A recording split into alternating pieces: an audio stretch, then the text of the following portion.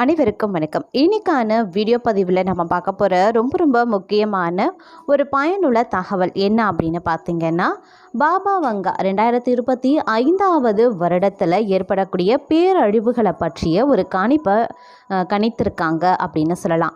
இந்த சம்பவங்கள் அனைத்துமே உலகத்தில் புரட்டி போடக்கூடிய ஒரு அதிரடி சம்பவங்களாகவே இருக்கப்பெறும் அப்படின்னும் சொல்லப்படுதுங்க. இது எல்லாமே நடக்குமா நடக்காதா, அவங்க என்ன மாதிரியான பேரழிவுகளை கணித்திருக்காங்க அப்படிங்கிறத பற்றியும், பிறக்க இருக்கக்கூடிய 2025 உலகத்தில் என்ன மாதிரியான மாற்றங்கள் ஏற்பட போகிறது அப்படிங்கிறத பற்றியும் இன்னைக்கு வீடியோவில் நாம் தெரிஞ்சுக்க போகிறோம். ஸோ இந்த பதிவு உங்களுக்கு மிக பயனுள்ள விகிதத்தில் இருக்கும். வீடியோக்குள்ளே போகிறதுக்கு முன்னாடி இது வரைக்கும் நீங்கள் நம்ம சேனலை சப்ஸ்கிரைப் பண்ணலைன்னா உடனே சப்ஸ்கிரைப் பண்ணிக்கோங்க. அப்படியே பக்கத்தில் இருக்கக்கூடிய நோட்டிஃபிகேஷனுக்கான பெல் பட்டனையும் ப்ரெஸ் பண்ணிக்கோங்க. சரி நேயர்களே, வாங்க வீடியோக்குள்ளே போகலாம். 2025 புத்தாண்டு தொடங்க போகுதுங்க. 2024 ஆண்டு முடிவுக்கு 2025 ஆண்டு நம்மை நோக்கி வந்து கொண்டுட்டு இருக்கு அப்படின்னு கூட சொல்லலாம்.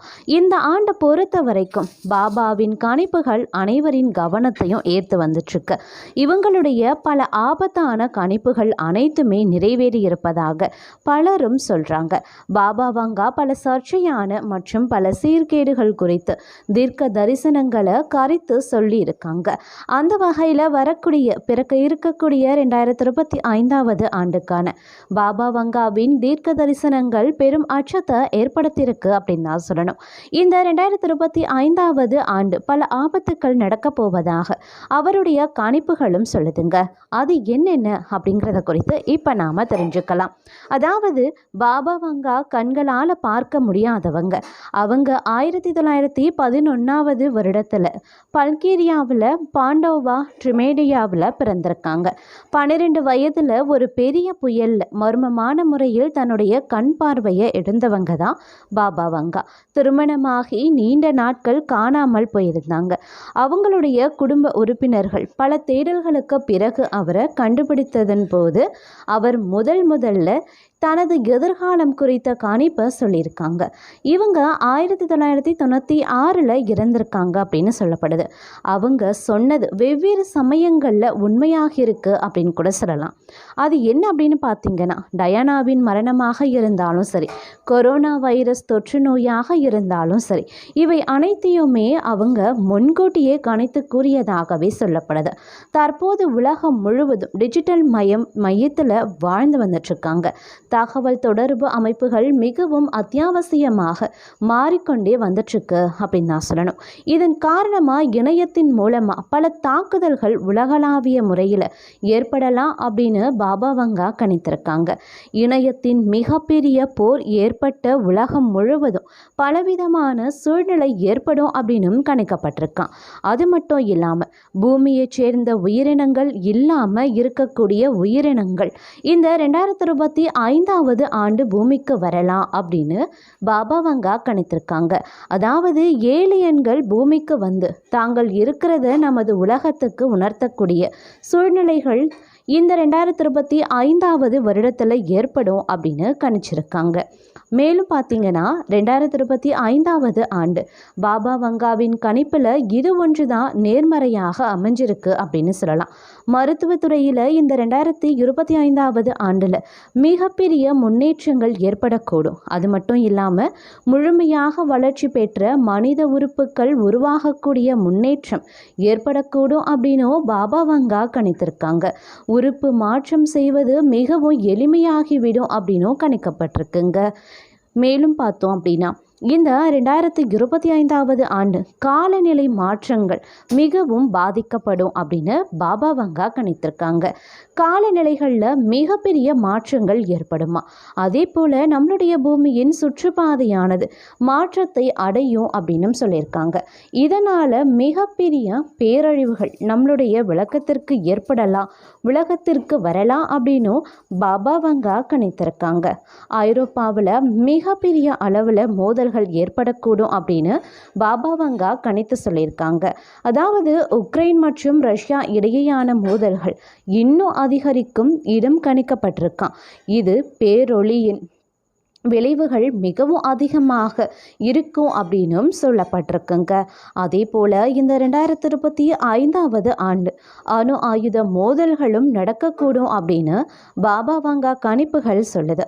மேலும் பார்த்தோம் அப்படின்னா பாபா வாங்காவினுடைய கணிப்புகள் பலவும் உண்மையான நிலையில் தற்போது மனித குலத்துக்கு இதுதான் அழிவு நாள் அப்படிங்கிற மாதிரி 2025 ஆண்டுக்கான பாபா வாங்காவின் முக்கிய கணிப்புகள் சொல்லப்பட்டிருக்கு அப்படின்னு கூட சொல்லலாம். அதாவது 2025 உலக முடிவு தொடங்கும் அப்படின்னு பாபா வங்காவின் கணிப்புகள் வெளியாகி அதிர்ச்சியை ஏற்படுத்தியிருக்குங்க. வங்கேலியா பாண்டேவா குஷ்ரோடா அப்படின்னு அழைக்கப்படக்கூடிய பாபா வங்கா பார்வை குறைபாடு இருக்கக்கூடிய ஜோதிடர் அப்படின்னு தான் சொல்லணும். அவங்க 1996 தனது 85வது வயதில் இருந்திருக்காங்க. அவங்க இறந்து பல சதாப்தங்களுக்கு பிறகும் முக்கிய உலகளாவிய நிகழ்வுகள் பற்றிய அவங்களுடைய கணிப்புகள் மக்களை வியப்பில் ஆழ்த்தி வந்துட்டுருக்கு அப்படின்னு கூட சொல்லலாம். அது மட்டும் இல்லாமல் பாபா வங்கா துல்லியமான கணிப்புகளால் உலக ஆச்சரியப்படுத்திய மற்றொரு நாஸ்ட்ராடமஸ் அப்படின்னும் நம்பப்படுது. அவர் இறந்து பல சதாப்தங்களுக்கு பிறகும் அவருடைய தீர்க்க தரிசனங்கள் இன்னும் உலகம் முழுவதும் இருக்கக்கூடிய பார்வையாளர்களை வசீகரிக்கவே செய்து அப்படின்னு தான் சொல்லணும். பால்கனின் நாஸ்ட்ராடமஸ் அப்படின்னு அழைக்கப்படக்கூடிய பாபா வங்கா தனது 12வது வயதில் பார்வையை இழந்தவங்க. நியூயார்க் இரட்டை கோபுரங்கள் மீதான 9/11 தாக்குதல்கள், ரஷ்யா உக்ரைன் போர், இளவரசி டயானாவின் மரணம் ஆகியவற்றை முன்னறிவித்ததாக சொல்லப்படுதுங்க. இருந்தாலும் பல்வேறு அறிக்கைகளின்படி சமீபத்தில் மீண்டும் வெளிவந்திருக்கக்கூடிய பாபா வங்காவின் கணிப்புகளில் ஒன்று தான் 2025 உலகின் முடிவு தொடங்கும் அப்படின்னு சொல்லப்படுது. இருந்தாலும் 5079 வரைக்கும் மனித குலம் அழிக்கப்படாது அப்படின்னும் அவங்க கணித்திருக்காங்க. 2025க்கான பாபா வங்காவின் முக்கிய கணிப்புகளில் ஒன்று காலநிலை மாற்றங்கள் பரவலான பேரழிவை ஏற்படுத்தலாம். 2025வது ஆண்டில் இது காலநிலை மாற்றத்தை எதிர்கொள்ள வேண்டிய அவசர தேவையை அடிகோடிட்டு காட்டும். வெள்ளம், சூறாவளி, கடல் மட்டம் போன்ற தீவிர வானிலை நிகழ்வுகளை உள்ளடக்கி இருக்கலாம் அப்படின்னு சொல்லப்படுது. அறிவியல் மற்றும் மருத்துவத்தில் மிகப்பெரிய அளவில் திருப்பு முனைகள் ஏற்படவும் வாய்ப்புகள் இருக்காம். அதாவது அறிவியல் மற்றும் மருத்துவத்தில் பல முன்னேற்றங்கள் இருக்கும் அப்படின்னும் பாபா வங்கா சொல்லியிருக்காங்க. ஆய்வகங்களில் செயற்கை உறுப்புகளை உருவாக்குறது, புற்றுநோய் போன்ற நோய்களுக்கான சிகிச்சைகளுக்கு மருந்து கண்டுபிடிக்கப்படலாம். இந்த விஞ்ஞான முன்னேற்றங்கள் சுகாதார பாதுகாப்பில் மிகப்பெரிய அளவில் புரட்சியை ஏற்படுத்தும் அப்படின்னும் ஆயுட்காலம் நீடிக்கப்படலாம் அப்படின்னும் மில்லியன் கணக்கானவர்களின் வாழ்க்கை தரத்தை கணிசமாக உயர்த்த முடியும் அப்படின்னும் சொல்லப்பட்டிருக்கு. அதையும் மீறி பார்த்தோம் அப்படின்னா ஏலியன்ஸுடன் சந்திப்பு ஏற்படக்கூடிய வாய்ப்பும் 2025 இருக்கப்பெறும் அப்படின்னும் கணித்திருக்காங்க. மனிதகுலம் புதிய வான நிகழ்வுகளை சந்திக்குமா, அதாவது விண்வெளி தொடர்பான முக்கிய மர்மங்களை வெளிப்படுத்தக்கூடிய வகையில் ஆய்வுகள் நடத்தப்படுமா.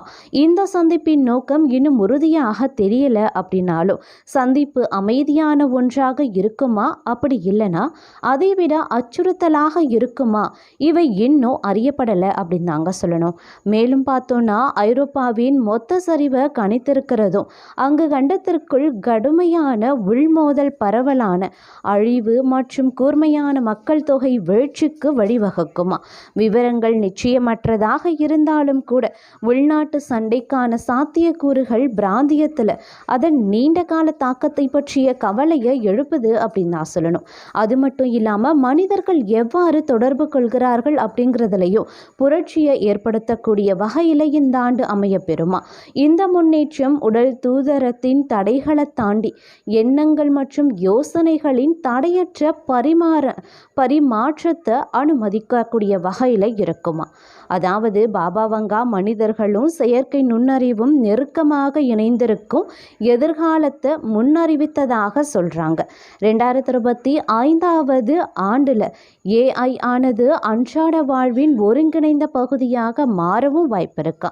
சுகாதாரம், கல்வி மற்றும் நிர்வாகம் போன்ற துறைகளில் புரட்சியை இந்த மாற்றங்கள் ஏற்படுத்தவும் வாய்ப்புகள் அதிகமாகவே இருக்கிறதாகவும் கணித்திருக்காங்க.